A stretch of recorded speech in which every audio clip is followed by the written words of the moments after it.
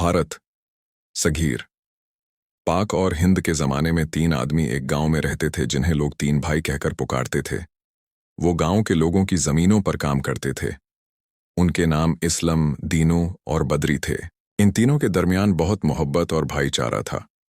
वो सुबह से शाम तक खेतों में मेहनत करते और पूरा गांव उनकी ईमानदारी और मेहनत का कायल था। जब भी उनका जिक्र होता, लोग उन्हें हमेशा 3 भाई कहकर याद करते थे, लेकिन हकीकत में वो आपस में सगी भाई नहीं थे। वो तीनों मुसाफिर थे जो जिंदगी में एक एक करके मिले थे। न उन्हें अपने माँ बाप का पता था, न बुजुर्गों का, न बीवी बच्चों की कोई खबर। काफी उरसे से वो इकट्ठे रह रहे थे और मिलकर मेहनत मजदूरी कर रहे थे। गांव की नई नस्ल इस हकीकत से बिल्कुल बेखबर थी। चाहे वो भाई हों या ना हों, इस्लम, दीनू और बदरी दिन भर खेतों में काम करते थे। इनमें से किसी के पास रहने के लिए अपना घर नहीं था, इसलिए उन्होंने अपनी जमीन के बीच 3 झोंपड़ियां बना ली थीं। शाम को काम से फारिग होकर वो अपनी झोंपड़ियों के बाहर बैठ जाते। सर्दियों में लकड़ियां जलाकर आग तापते। मेहनत के बाद वो पूरी शाम आपस में बातें करते रहते और रात होने पर वहीं सो जाते। गांव का जमींदार उनके काम से बहुत खुश था। उसे पूरा यकीन था कि ये तीनों उसके खेतों की रखवाली भी अच्छी तरह करेंगे। एक साथ रहते रहते वो एक दूसरे को बहुत अच्छी तरह जान चुके थे। वो ये भी जानते थे कि मिलने से पहले वो तीनों चोर थे, लेकिन उन्होंने कभी इस बात का खुलकर जिक्र नहीं किया। गांव में उनके सिवा कोई भी उस राज से वाकिफ नहीं था। यूं ही दिन गुजरते रहे। एक शाम जब वो काम से फारिग होकर अपनी झोंपड़ियों के बाहर आग जलाकर बैठे थे, इस्लम के दिल में एक ख्याल आया। उसने कहा, भाइयों, हम काफी उरसे से इकट्ठे रह रहे हैं। हम एक दूसरे को अच्छी तरह जानते हैं। हमें यह भी मालूम है कि हम तीनों कभी चोरी क्या करते थे। आज हम अपनी मेहनत की कमाई से एक एक नवाला खाते हैं, मगर मैं जानना चाहता हूं कि तुम दोनों की जिंदगी में ऐसा क्या हुआ कि तुमने भी मेरी तरह तौबा कर ली और चोरी का रास्ता हमेशा के लिए छोड़ दिया। ये सुनकर तीनों में से सबसे बड़े इस्लम ने हल्की सी मुस्कुराहट के साथ कहा, इरे छोड़ो भाई, जो बात दफन हो चुकी हो उसे दफन ही रहने दो। लेकिन बदरी के साथ साथ दीनू भी बोल उठा, छुपाना। ये तुम क्या कह रहे हो डनो? वही जो बरसों पहले हुआ था। आखिरकार तीनों इस बात पर मुत्तफक हो गए। उसके बाद कुछ लम्हों के लिए खामोशी छा गई और वो खामोश शाम उन्हें माजी की यादों में खींच ले गई। इस्लम कुछ देर तक चुप रहा। फिर थोड़ी देर बाद उसने खामोशी तोड़ते हुए कहा, भाइयों, मैं अपनी जवानी में चोर हुआ करता था। मेरे लिए किसी भी किस्म का ताला तोड़ना मुश्किल नहीं था, मगर एक दिन मैंने ऐसी चोरी की जिसने मेरी पूरी जिंदगी बदल दी। ये कहते हुए इस्लम चंद लम्हों के लिए फिर खामोश हो गया, जैसे यादों में कुछ तलाश कर रहा हो। फिर सोचते हुए बोला, हमारे गांव के करीब एक गांव में एक बहुत अमीर औरत रहती थी। लोग उसे उम्मा जी कहा करते थे। वो निहायत शरीफ, बावकार और उसूलों की पक्की औरत थी। उसकी मिसाल दौड़ दौड़ तक नहीं मिलती थी। दौलत उसके पास ऐसे थी जैसे किसी मुल्क की बादशाह हो। कुछ लोग कहते थे कि उसके बेटे अमेरिका में रहते हैं और बेहद अमीर हैं, और कुछ कहते थे कि लोग कहते थे कि वो औरत बहुत अमीर है। उसके पास नौकरों की एक बड़ी फौज थी जो उसकी खिदमत करती थी, मगर उसका अपना कोई नहीं था। ये सब जानकर मुझे अपना काम और भी आसान लगने लगा। सबसे बड़ी बात यह थी कि उसके दरवाजे से कभी कोई खाली हाथ नहीं लौटता था। शादी हो या गम, वो हर एक की मदद करती थी। उसकी नेकी और शहरत ने मुझे उसकी तरफ खींच लिया और आहिस्ता आहिस्ता उसके महल में चोरी करने का ख्याल मेरे दिल में जगह बनाने लगा। मैंने पहले तहकीक करने का फैसला किया। मैं उसके महल गया और काम मांगा। उसने फौरन मुझे रख लिया। मैं वहां 4 महीने तक काम करता रहा। इस पूरे उर्से में उसने कभी मेरी बेइज्जती नहीं की, न एक पैसे की कमी की। जिस दिन मैंने काम छोड़ा, उसने खुद मेरे हाथ पर एक सिक्का रखा और दिल से मेरा शुक्रिया अदा किया। मेरा काम पूरा हो चुका था। मुझे उसके घर का एक एक कोना मालूम था। मुझे ये भी पता था कि उसके घर में एक कमरा ऐसा है जहां उसके सिवा कोई नहीं जा सकता। मुझे यकीन था कि उस कमरे में बेपनाह दौलत छिपी हुई होगी। मैं काम छोड़कर अपने गांव वापस आ गया ताकि उसे पूरा यकीन हो जाए कि मैं हमेशा के लिए चला गया हूं। गांव में 6 महीने गुजारने के बाद एक सर्द रात में मैं चोरी के इरादे से दोबारा उसके महल की तरफ रवाना हुआ। सर्दियों की रात लंबी और खामोश होती है। दरख्तों पर बैठे अलो भी खामोश हो चुके थे। मैं महल के पिछले हिस्से से अंदर दाखिल हुआ और अपने औजार एक तरफ छिपा दिए। दब्बे पांव इस कमरे तक पहुंचा जहां किसी को जाने की इजाजत नहीं थी। दरवाजे पर एक पुराना ताला लगा था। मैंने हथौड़े से एक ज़रब लगाई और ताला टूट गया। बस हल्की सी आवाज आई। कमरे के अंदर अंधेरा था। मैंने माचिस जलाई और सामने रखा चिराग रोशन किया। जैसे ही रोशनी फैली, मेरी आंखें खुली की खुली रह गईं। कमरा संदूकों से भरा हुआ था। मुझे लगा जैसे कारून का खजाना मिल गया हो। एक तरफ एक बड़ा संदूक रखा था। मैंने सोचा, सुबह होने वाली है, क्यों ना सबसे बड़ा संदूक ही खोल लिया जाए। जैसे ही मैंने उसका ताला तोड़ा और ढक्कन उठाया, मेरी सारी उम्मीदें टूट गईं। इसमें सोने चांदी के बजाय बच्चों के कपड़े रखे थे। उन कपड़ों पर दुआएं लिखी थीं, नाम लिखे थे और उम्र भी दर्ज थी। मैंने बेचैनी से एक के बाद एक संदूक खोला, कपड़े उधर उधर फेंकता रहा, मगर कहीं भी दौलत न मिली। आखिर में एक छोटा सा डब्बा मिला। इसी वक्त मरघी की बांग सुनाई दी और मुझे एहसास हुआ कि सुबह होने वाली है। मैं वो डब्बा उठाकर वहां से भाग निकला। घर पहुंचकर मैंने वो डब्बा खोला। मुझे लगा इसमें हीरे जवाहरात होंगे, मगर अंदर बेशुमार सुइयां थीं, छोटी भी और बड़ी भी।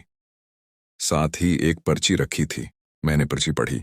इस पर लिखा था, ये सुइयां मेरी कामयाबी का जरिया हैं। मैंने अपनी सारी दौलत उन्हीं सुइयों से कमाई है।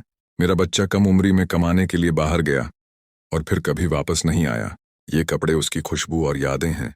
उन्हीं के सहारे में जिंदा हूं। इन्हीं सुइयों से मैंने अपना आज बनाया और इसी दौलत से अपना कल संवार रही हूं। ये सब पढ़कर मेरा दिल बदल गया। मुझे अपनी हरकत पर शदीद शर्मिंदगी हुई। मैंने हमेशा के लिए चोरी की दुनिया छोड़ दी और मेहनत की राह अख्तियार कर ली।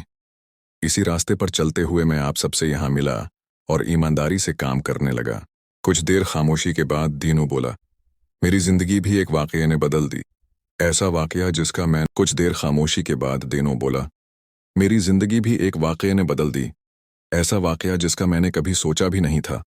मैंने भी कम उम्री में चोरी शुरू की थी और मैंने जल्दी से अपने बाप की दौलत चरा ली।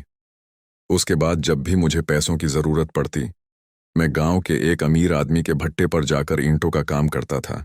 मुझे काम करने की आदत नहीं थी, इसलिए मैं कम काम करता था। इसी वजह से मुझे मजदूरी भी कम मिलती थी। आमदनी कम थी और खर्चे ज्यादा थे। इस मसले का हल निकालने के लिए मैंने एक रास्ता चुना और वो था चोरी का रास्ता। मैं थोड़ी थोड़ी चोरी करता रहता था।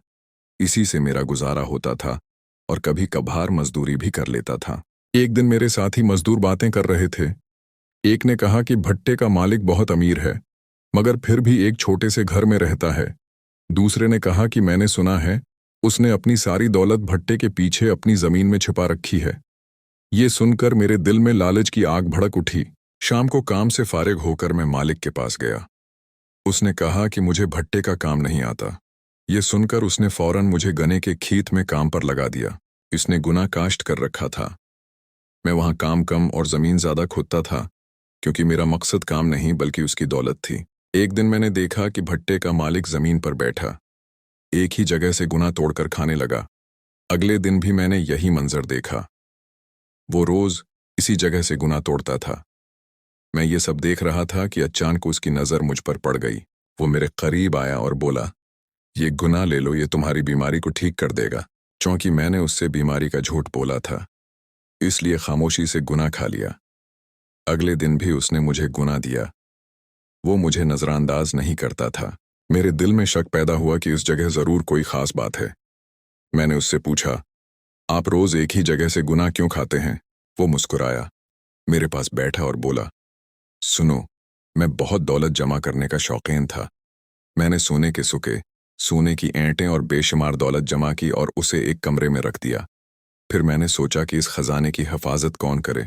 मैं जानता था कि कोई इंसान ईमानदारी से उसकी हिफाजत नहीं कर सकता। अचानक मुझे बचपन की कहानियां याद आएं। चुनांचा मैंने एक सांप खरीदा और उसे इस खजाने पर बैठा दिया। मैं बहुत खुश था कि मेरा खजाना महफूज है। दिन गुजरते गए, न जाने क्यों मुझे सांस की बीमारी लग गई। वक्त के साथ बीमारी बढ़ती गई। मुझे अपनी मौत करीब नजर आने लगी और मेरी देखभाल करने वाला कोई न था। एक दिन एक बूढ़े आदमी ने मुझसे कहा, बेटा, इस दुनिया से रुखसत होना है तो लालच भी छोड़ दो। इसकी बातों ने मेरे दिल पर असर किया। मैं घर लौटा, खजाने वाले कमरे में गया तो हैरान रह गया। सांप मुझे गुस्से से देख रहा था। मैंने धोखे से उसे मार दिया और गांव के एक गरीब की जमीन में दफन कर दिया। मैंने अपनी दौलत का 90% गरीबों में तकसीम कर दिया और एक गरीब आदमी की मदद से इलाज के लिए डॉक्टर के पास गया। बीमारी बहुत बढ़ चुकी थी। डॉक्टर ने कहा, तुम्हारी बीमारी लाइलाज हो चुकी है। तुम सिर्फ 1 महीने के मेहमान हो। मैं बहुत परेशान हो गया। जिंदगी मुझे बोझ लगने लगी। मायूसी की हालत में मैं चल रहा था कि अचानक सांस इखड़ने लगा। करीब ही एक गुने का खीत नजर आया। मैं खीत के मालिक के पास गया और कहा, मैं बीमार हूं और चंद सांसों का मेहमान। मैं खीत के मालिक के पास गया और कहा, मैं बीमार हूं और चंद सांसों का मेहमान हूं। गुजरते हुए आपका खीत देखा, दिल चाहा गना खा लूं। अगर इजाजत दें तो 1 गना तोड़ लूं। वो नेक दिल आदमी बोला, जितना दिल चाहे खाओ। मैंने 1 गुना तोड़ा, पास पड़े एक बड़े पत्थर पर बैठकर खाया और घर चला गया। 3-4 दिन गुजरे तो मैंने खुद को बेहतर महसूस किया। मैंने सोचा डॉक्टर से दोबारा मिलूं। जब मैं उसके पास गया और उसने मेरा मुआयना किया तो खुशी से पागल हो गया। उसने मुझे गले लगाकर कहा, बेटा, ये मौजिज़ा कैसे हो गया? मैं हैरान हुआ और पूछा, कौन सा मौजिज़ा? वो बोला, तुम्हारी बीमारी खत्म हो चुकी है। अब तुम सिर्फ कमजोर हो, बीमार नहीं। बताओ, उन दिनों तुमने क्या खाया था? फिर मैंने उसे सारी बात सच सच बता दी। वो मेरी बात पूरी तोजा से सुन रहा था। मैंने उसे बताया कि उन दिनों में न किसी से मिला था और न ही मैंने कोई खास चीज खाई थी। हाँ, जिस दिन आपसे मुलाकात हुई थी, इस दिन आपसे मिलने के बाद मैं घर जा रहा था। रास्ते में मैंने 1 गुना तोड़ा और उसे खाया। जैसे ही मैंने गुने का जिक्र किया, वो चौंक गया और बोला, मुझे बताओ, तुमने वो गुना कहाँ से तोड़ा था? मैं उसे उसी जगह ले गया। वहां वही बड़ा सा पत्थर मौजूद था जिस पर बैठकर मैंने गुना खाया था। डॉक्टर भी वहां पहुंच गया और उस जगह खुदाई शुरू कर दी जहां से मैंने गुना तोड़ा था। कुछ देर बाद जमीन से एक मरा हुआ सांप निकला। जैसे ही मैंने सांप को देखा, मैं पहचान गया कि यही वो सांप था जो कभी मेरे खजाने की हिफाजत करता था, और वो पत्थर इसी जगह की निशानी था। ये देखकर मैंने कहा, अब उस सांप को ढूंढना नामुमकिन था, और चूंकि तुम्हारे पास वक्त कम था, इसलिए मैंने तुम्हें इलाज का मशूरा दिया। किसी का नुकसान नहीं हुआ। ये मेरी नेकी का सिला था जो तुम्हारी शफा का सबब बना। मैंने अपनी जमीन पर मेहनत की, गना काश्त किया, और जिस जमीन में सानिब दफन था वो भी दोगुनी कीमत देकर खरीद ली। उसी जमीन के गने मैंने तुम्हें खुलाए थे। ये कहकर मैं वहां से वापस आ गया और मैंने पख्ता इरादा कर लिया कि अब जिंदगी में कभी चोरी नहीं करूंगा। ये सब सुनकर असलम और दीनू बहुत खुश हुए। अब बारी बदरी की थी। रात काफी हो चुकी थी। वो अपने बस्तर पर सो गया और सुबह काम पर चला गया। सारा दिन मेहनत के बाद शाम को वापस आया। इसलम और दीनू बेचैनी से बदरी की कहानी सुनने के मंतजर थे। बदरी ने अपने भाइयों के हाथ में लिस्सी का गिलास दिया, एक गहरा सांस लिया और अपनी कहानी सुनाना शुरू की। बदरी बोला, भाइयों, हम किसी गांव में नहीं बल्कि शहर में रहते थे। मैं एक मिलाह के साथ काम करता था। हम 3-4 लोग एक किराए के घर में रहते थे और किराया सब मिलकर अदा करते थे।